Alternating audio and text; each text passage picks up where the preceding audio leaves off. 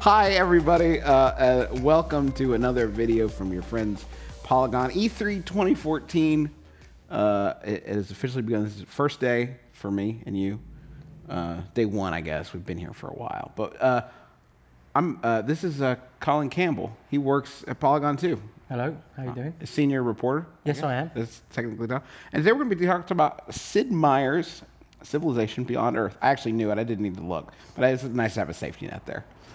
Sid Meier's Civilization Beyond Earth. And we are joined by Will Miller and Lynn Brink. They're working on the game. Correct? What are you guys doing on the game? I'm a co-lead designer. Cool. I'm the lead producer. Fantastic. That's good. So you guys are really, I was worried we'd get one of those lower people, you know, the cogs. You guys are really up there. Puppet Masters pulling the strings. That's great. That's a big get for us.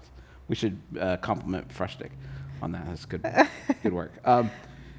Colin, I know that you have played some of this game, and you've played a little bit of its predecessor, Civ 5, a couple hours. Yeah, a couple of hundred hours. I'm a huge, huge Civ fan. I've been playing since Civilization 2, which was 1992 or something.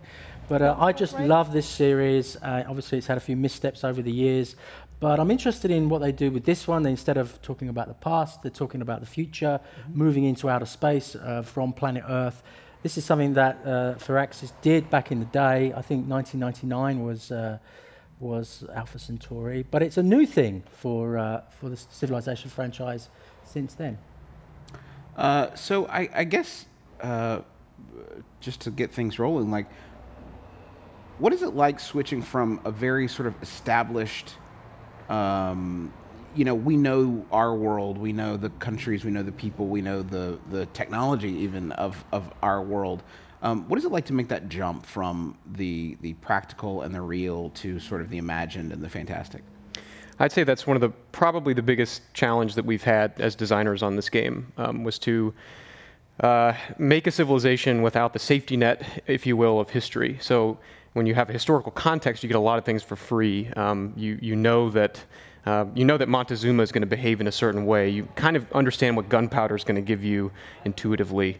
But when you make the leap to space, we have to do a lot more to teach the player, to help them with incremental steps along the tech tree, and to make our leaders not telegraph what they're going to do, but help the player understand kind of what they can expect when they play the game. So it was a tough challenge, and we went through a lot of iterations to get it right, but I think we've landed somewhere really, really good.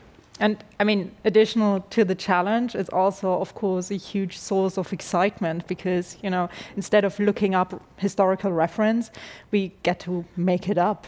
It's really refreshing. At least, you know, start with some research into science and what's going on and what futurists predict and where we're going. And then from there on, we get to make it up. And I mean, the designers, obviously, but also the art department. Like, what does that mean if humanity moves into more of robotics or more of gene splicing? What does that mean in terms of visuals? How will the units, how will the leaders, how will humanity evolve?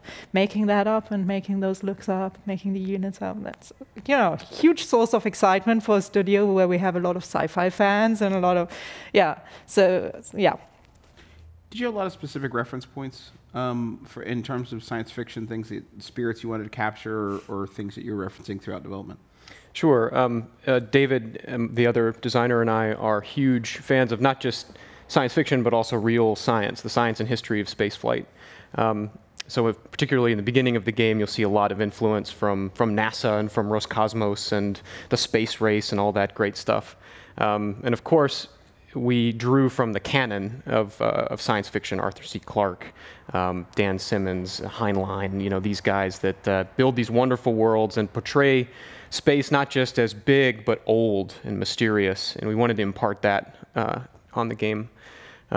So we drew from a lot of sources in games as well. Mechanically, you know, we really like games like FTL that tell these narratives really well, that have very great, you know, procedural storytelling. So there was a lot of cool influences in the game. Colin, as somebody who's been with this franchise for a while, what are some of the questions that you still have about Beyond Earth? What I find interesting about it was what you've done with the tech tree. Obviously, in the previous games, you're moving along a linear path, and as veteran player, it's tended to become almost automatic when I'm going to pick the printing press, for example. Right. But in this game, it's more of a 360-degree web, and you move out in different directions. And that, I think, is adding a lot of complexity to the options you have as a player. Perhaps you can talk about that. Sure. We're always trying to fight the critical path. We never want there to be a critical path in the game. We always want you to have to adapt to your strategy. So every single time you play the game, it's a new puzzle to solve. So we don't want the progression through the technology tree to be automatic, as you say. And that's kind of that, and kind of the story we wanted to tell with technology, which is a much more open-ended one than traditional Civ has told, led to us deciding to do this non-linear tech progression. So you start in the middle of the tech web and you work your way out from conventional things like computers and rocketry and things of that nature, things that establish you on the planet and help you live there, to things that are more fantastical. And we want you to be able to maintain that suspension of disbelief throughout the whole process, so it's all incremental. So you might end up somewhere very fantastical at the end of the game, but you can look back at your progression to get there and kind of believe it.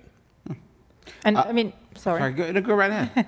The other part to this is that what's one of the, I guess, it's part of the Civilization series overall, that you react to what you find around you.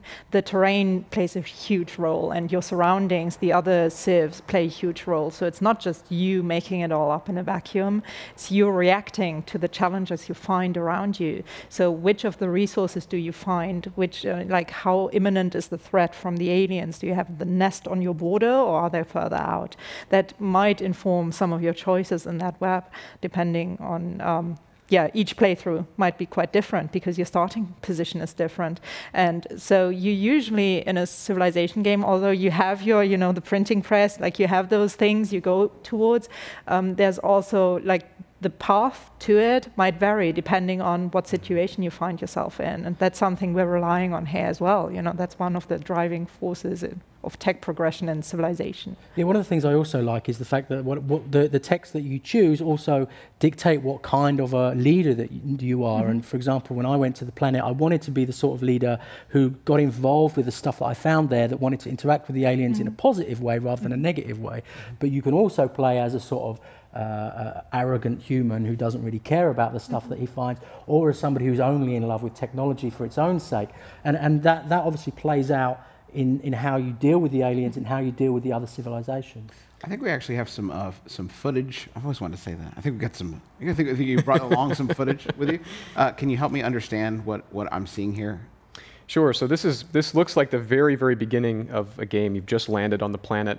You would be sending out your Marine here and your Explorer south of the settlement there to find what's around you. This is the tech tree we're looking at here. You can see how it's the structure is nonlinear. It's also broken down into like kind of larger and smaller texts, so branches and leaves. The larger texts are more general, while the leaf texts are more specific. And so we're picking a production here. Part of course, your city is your engine of your civilization. So it's always building something. You're always researching something. It's always getting bigger.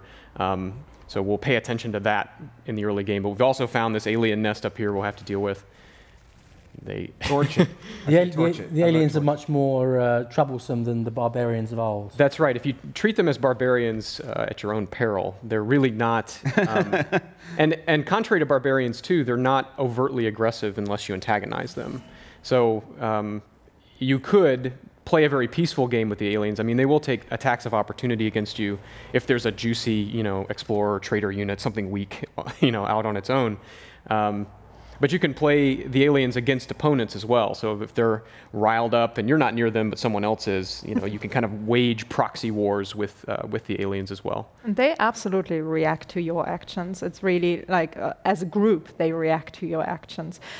So if you're very aggressive or you come too close to their, like there's wilderness areas, but if you come too close to their habitation, they might get more aggressive and get you out of their way. Because, I mean, ultimately, you're kind of the alien on this planet, like you're intruding. So, yeah, the guy is exploring a bit more, and we're seeing floatstone, one of the resources, and resin, which is also a resource. There's also the miasma there, that green sort of mist, which is hazardous to your units in the beginning of the game, but which you can develop technologies either to get rid of it or to take advantage of it, depending on how you decide to negotiate the tech tree.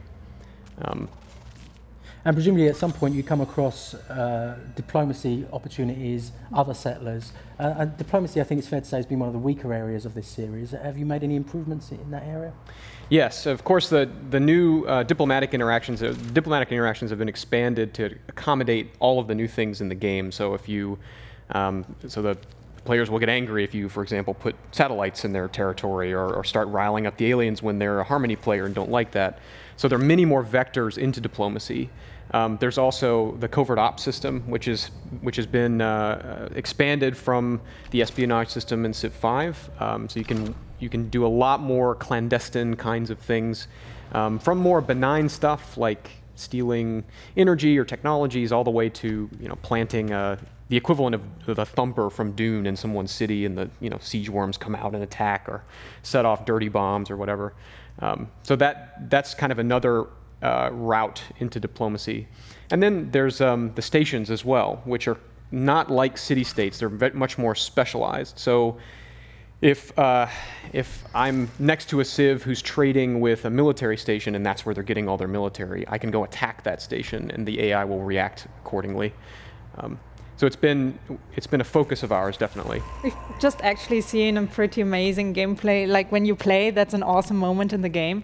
We had an explorer excavate an expedition site. There was this skeleton on the ground, and he just checked out what was going on.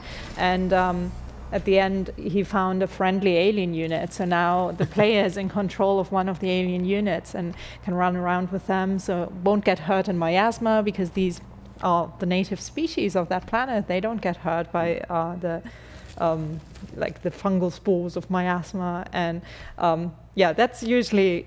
I was just playing the other day, and one of those expeditions gave me a siege worm, and like that's this huge alien that comes burrowing through the ground. So here someone has just showed up. Corporation serve you. So one of the key differences at the very beginning of the game is that the leaders are staggered as to when they arrive. So in traditional Civ, you sort of find them. They all start at the same point, but you find them. This game has a much more asymmetric start. So they will arrive randomly between turn 0 and turn 50 or so. Are you generally the first person on the planet? You are the first person on the planet. And they arrive, because they started later, they show up with more stuff. They basically took the slower engine, but had more cargo. Right. Like basically they have something to make up for it. But do you think that this will appeal to a different sort of person who plays the Civilization games? I mean, what I like about it is being a part of the past, a part of history, and trying to recreate the Russian Empire or whatever, whereas this is a very different proposition. It certainly is, and there's going to be a contingent of people that play Civilization for history, and we will always have a product for them.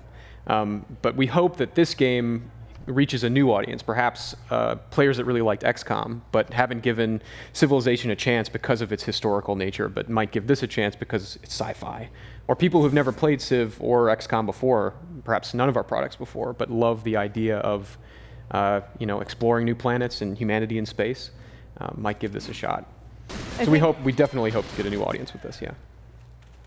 I think it's interesting though, because it might be sci-fi, but still, like at its core, it's about humanity and the way humanity is making.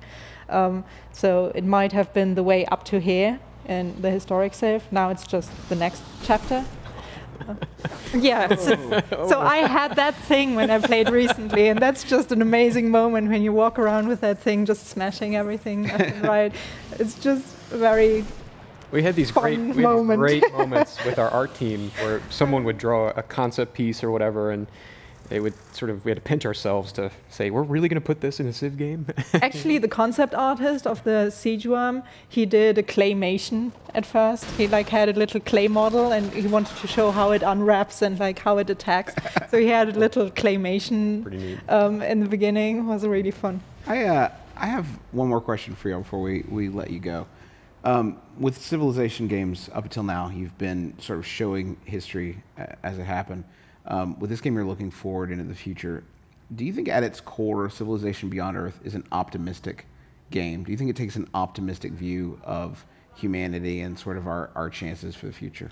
Absolutely. And that's kind of the agenda. That's the payload, the social payload of this product. Like, I think Civilization, part of what it is to be a Civilization game is to be optimistic. And that's not to say that the game has no conflict, and it's not to say that there aren't darker aspects to the narrative that we're trying to tell. But ultimately, it's about humanity overcoming those obstacles and thriving on a new world.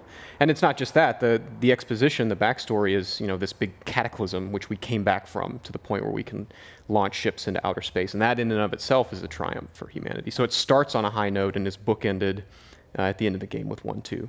I think Civ tells the same story no matter where you are. It's the story of a small tribe of humans pushing back the darkness, establishing themselves, and then ultimately thriving. And that's what you're going to get with Civilization Beyond Earth. Wonderful. Will Miller, Lena Brink, thank you so much for joining us. Sid Meier's Civilization Beyond Earth is out. Do we know yet when? Fall. This year. Fall this year. For Colin Campbell, I'm Justin McElroy. Thank you so much for joining us. We got so much more coming up for you on Polygon.com. You just click around to different things and you'll see all of it eventually. But until then, thanks for being with us.